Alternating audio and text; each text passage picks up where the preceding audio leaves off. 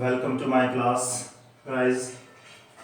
Before I watch you this video, I request you to give a like and subscribe the channel so that the next coming videos can be catched by you soon or immediately.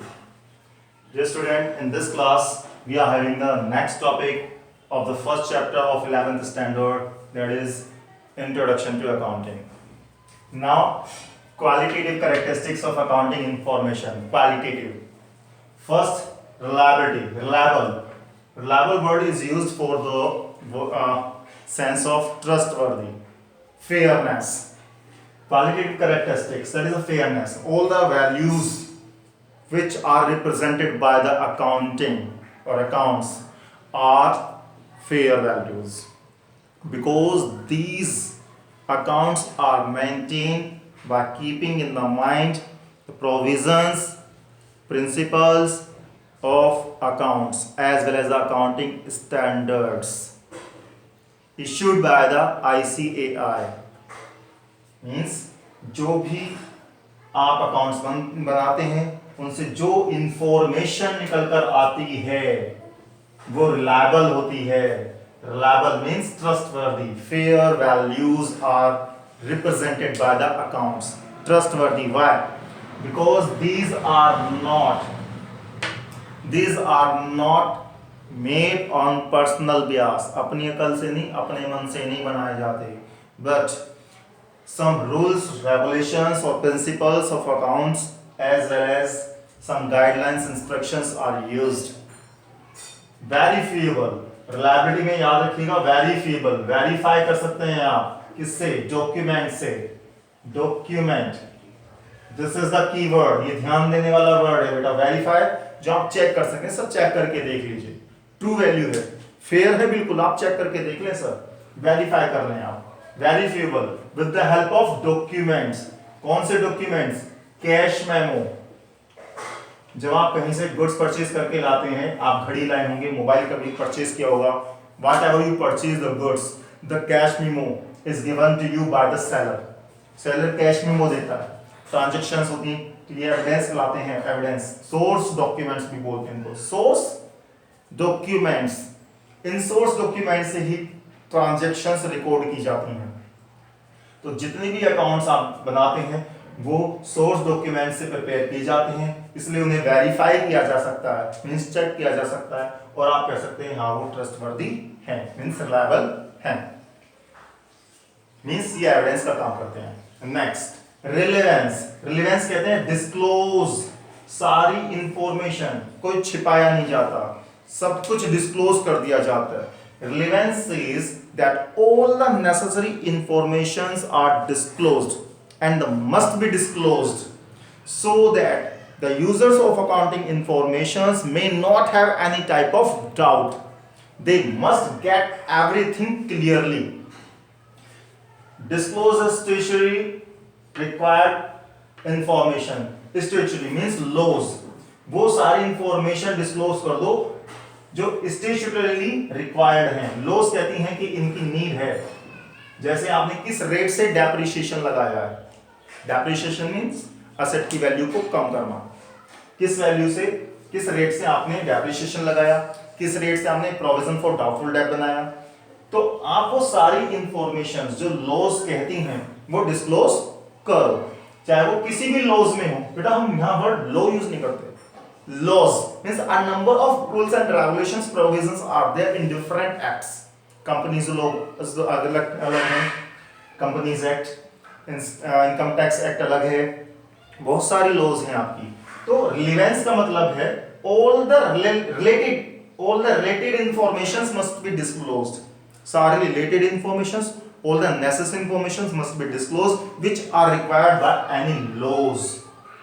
तो कहते हैं कि जो accounting information है वो relevant हैं क्योंकि आपने सारे रूल्स, रेगुलेशंस, इन सबको फॉलो किया हुआ है. जो स्टैट्यूटरी की रिक्वायरमेंट है वो सब फुलफिल की है. Next, understandability. अंडरस्टैंडेबल. बेटा जैसे अभी मैं आपको यहाँ पर पढ़ा रहा हूँ और मैंने ये सब लिखा है, एक सिस्टमैटिक वे में लिखा है ताकि कोई भी इसको पढ़कर समझ जाए, आसानी से समझ जाए. तो अकाउंट्स भी एक सिस्टमैटिक वे में प्रेजेंट किए जाते हैं. All the accounting treatment is done in a systematic way so that the users of accounting informations can get everything, can understand everything. तो अंडरस्टैंडेबिलिटी की बात आए तो आप ये याद रखिएगा, presentation of accounts in a manner, good manner, good manner of presenting accounts या preparing the accounts. मैनर होना चाहिए, systematic manner you should apply so that all the users of accounting information can get it the best way. Next, comparatively. This is the qualitative characteristics of accounting. Compare. In the last class we have already learned this, that accounts are prepared in such a way that the accounts of one firm, or you can say account of a firm, can be compared. Accounts of a firm कैसे? Means you can say accounts of a firm of different periods can be compared. कि last year profit इतना हुआ था, इस साल profit इतना है, last year के एक्सपेंसेस थे, इस साल इतने, लास्ट ईयर की फाइनेंशियल पोजीशन कितनी, इस साल की कितनी. तो क्या करते हैं, एक ही फर्म के अलग अलग पीरियड्स के अकाउंट्स को कंपेयर किया जा सके. और कंपेयर कब करेंगे, जब आप एक जैसे बना रहे होंगे.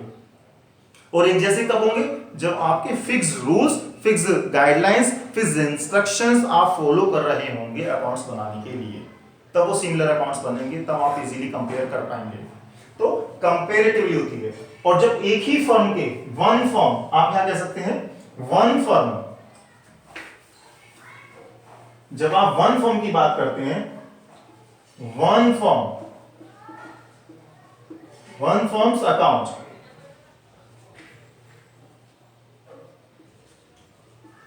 और उसके डिफरेंट पीरियड्स के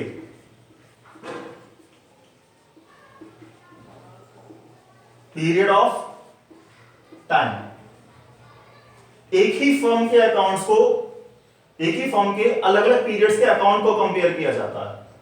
एक ही फर्म के अलग अलग पीरियड के अकाउंट्स को कंपेयर करना कहलाता है intra firm. Intra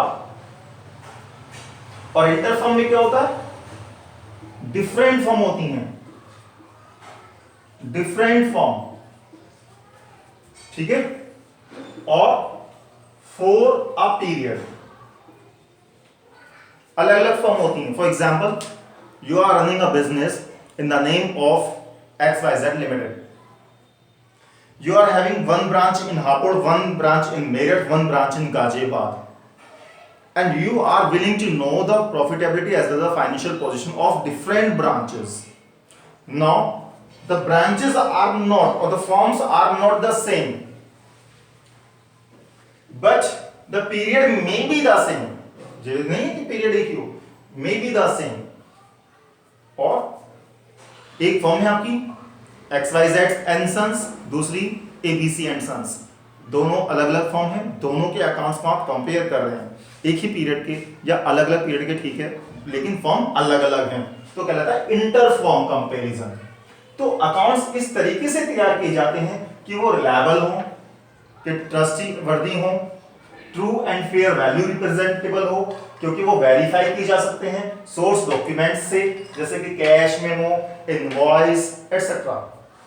qualitative characteristics कि वो रिलेवेंस हो, all the related informations must be disclosed according to the laws required by the laws. Understandable means the accounts should be prepared and represented in a good manner that all the users of accounting information can understand them. Next, comparativity. The accounts are compared, can be compared easily because they are framed, they are made or maintained according to the same instructions, same guidelines, same principles of accounting. It will help to compare the accounts of one firm of different periods.